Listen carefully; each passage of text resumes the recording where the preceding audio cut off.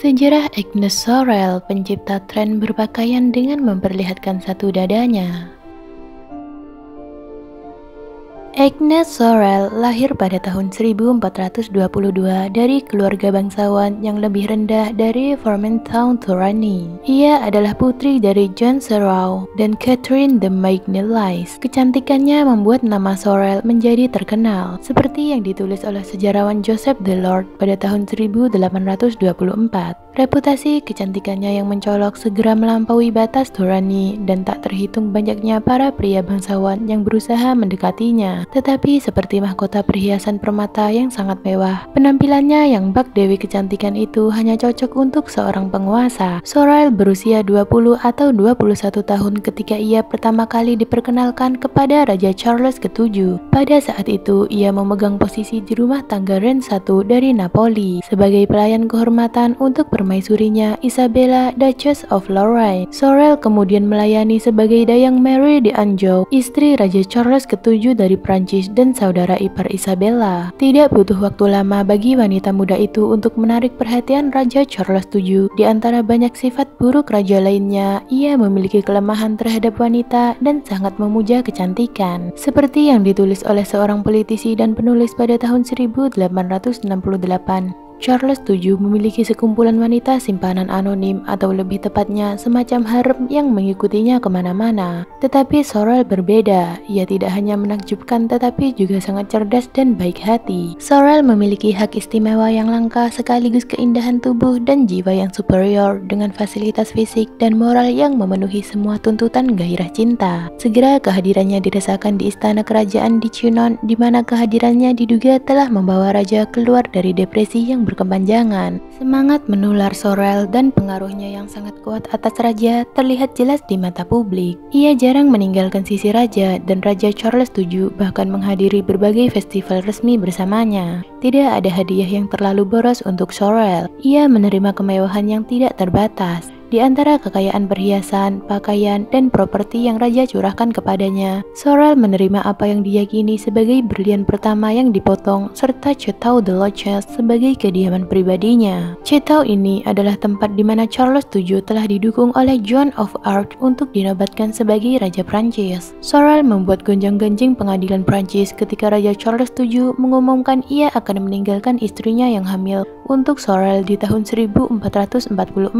Sorel kemudian mendapatkan posisi yang berpengaruh dalam monarki Prancis di usia 22 tahun ketika ia mendapatkan gelar resmi Royal Mistress. Dengan mendapatkan gelar itu, Sorel menjadi seli resmi pertama dan mendapatkan kehidupan yang ia inginkan. Pengakuan yang belum pernah terjadi sebelumnya ini adalah hal yang sangat mengejutkan. Seorang wanita simpanan yang diangkat ke peringkat resmi favorit bukan hanya hal baru. Itu adalah sebuah revolusi yang seperti semua revolusi tidak dapat terjadi tanpa meninggalkan kemarahan dan kebencian. Sorel dianggap sebagai perencana jahat dan wanita penggoda. Sorel juga menimbulkan skandal di kerajaan terutama karena mempopulerkan mode gaun berpotongan rendah. Tidak hanya menonjolkan belahannya dengan kalung berlian yang belum dipotong, Sorel juga membuat korsetnya tidak diikat agar salah satu dadanya yang menonjol terlihat. Perilaku ini ditiru namun juga dicemooh. Pelukis Jean Vanquist terinspirasi oleh aset besar Sorel sampai ia menggunakan wanita itu sebagai model lukisannya The Virgin Angel Surrounded by Agnes pada tahun 1450. Dalam lukisan tersebut, Agnes digambarkan sebagai perawan Maria, duduk di atas tahtanya, mengenakan gaun biru yang ikonik dan kemudian dilengkapi jubah cerpelai di bahunya. Korsetnya terbuka untuk memperlihatkan satu dadanya yang menonjol putih seukuran kepala bayi.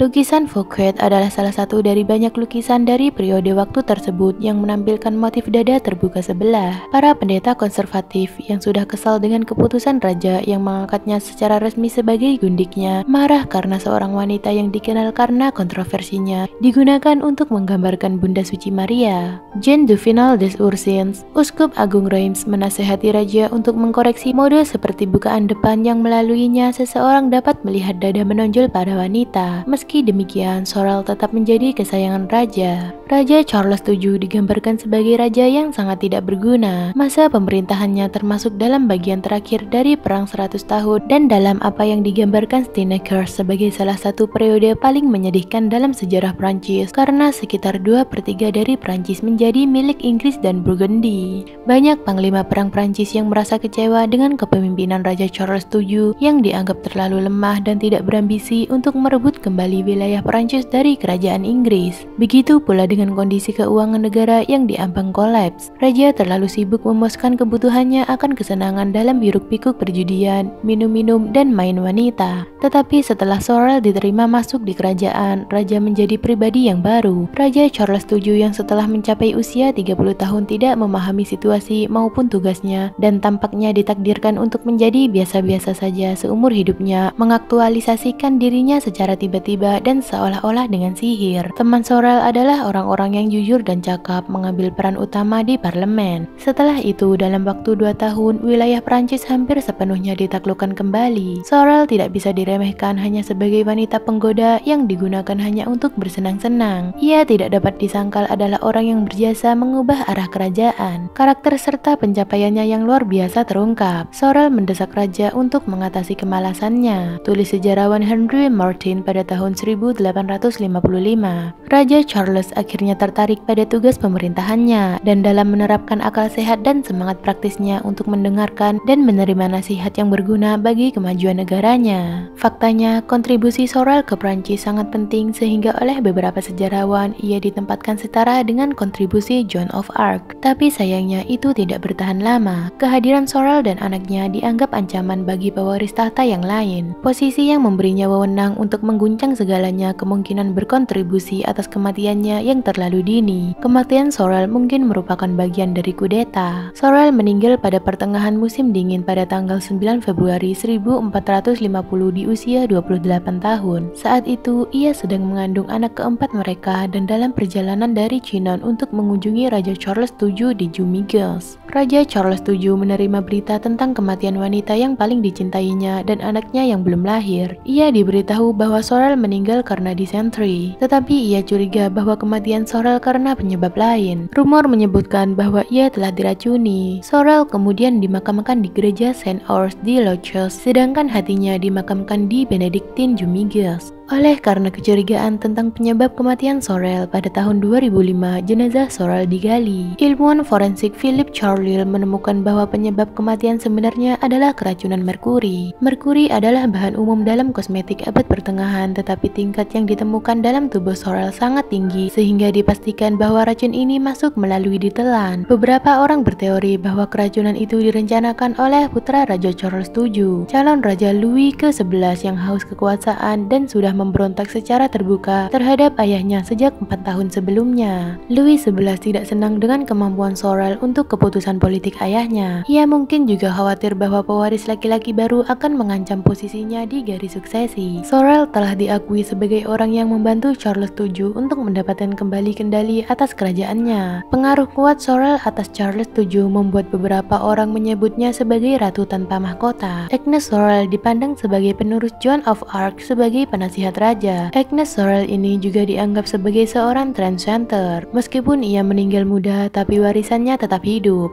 Pada abad ke-16 sudah menjadi mode umum bagi wanita dari semua peringkat untuk membuka tubuh mereka untuk umum. Mungkin setelah terlalu banyak dada yang tersiram air panas, wanita di sana umumnya berhenti mengekspos dada menonjol mereka di jamuan makan abad ke-18. Namun itu tidak berarti mereka benar-benar memakai pakaian yang tertutup, hanya separuhnya saja yang ditutupi korset.